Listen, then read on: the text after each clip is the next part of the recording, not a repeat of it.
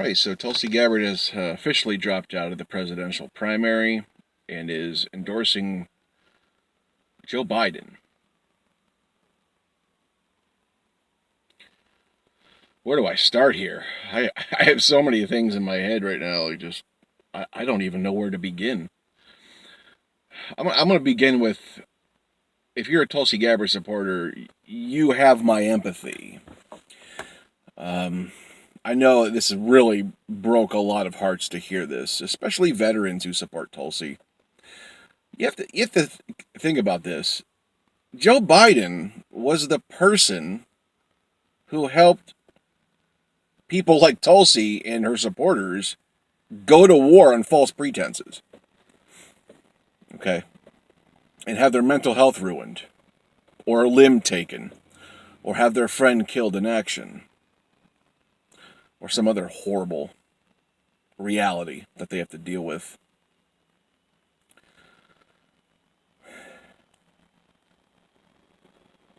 It can't feel good. It cannot feel.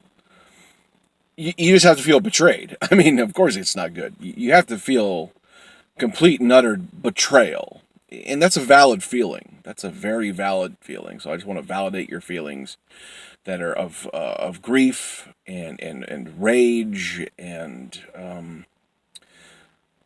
just disappointment.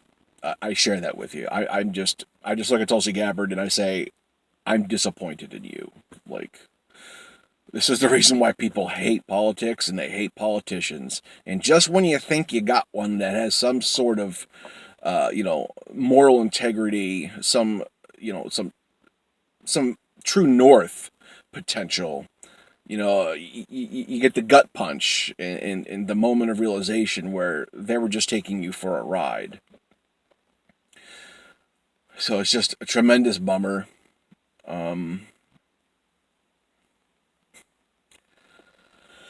Wow, yeah.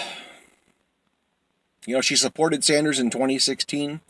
She really put herself out there to go to bat for Sanders like nobody else did in her position in 2016, and that was admirable. And, a lot of us were thinking, yeah, she's going to do that again.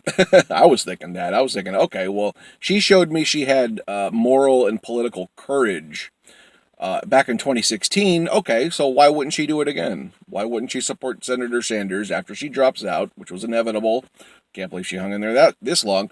But it was inevitable that I was thinking to myself, she's going to endorse Sanders just like she did in 2016. What could have changed then? And just the processing of who Joe Biden is, who he represents. He represents the neoliberalism that Tulsi has just made her enemy over the past few years here openly for us to digest and process. And so, part of me was saying, there's no way she's going to endorse Joe Biden because, come on. He's the quintessential neoliberal that she rails against all the time. But, politicians are often careerists, and this is a careerist move, not a move of moral or political integrity like she had back in 2016.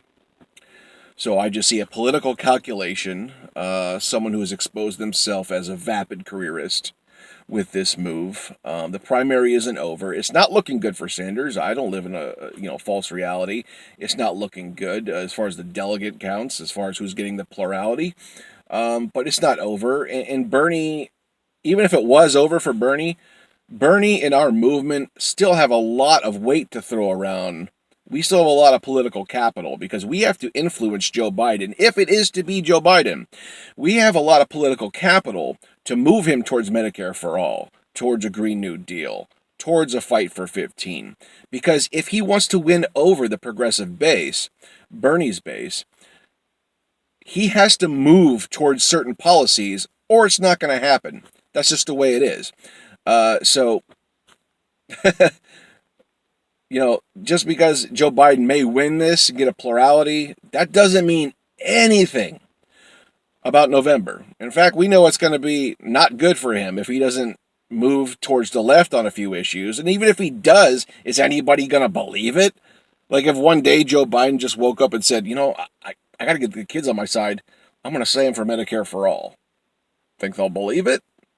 Well, if you had any moral courage and moral integrity, you would have been for a single payer healthcare system a long time ago.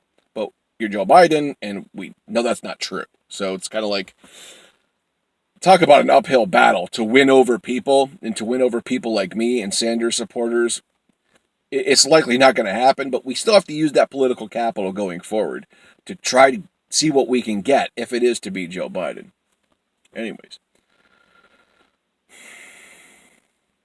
So, I mean, I'm just disappointed in Tulsi Gabbard. I have a sense that her fans her ardent fans, are really, really upset. And you are more than validated to be angry and upset with this person because she let you down. She let us all down. It just sucks.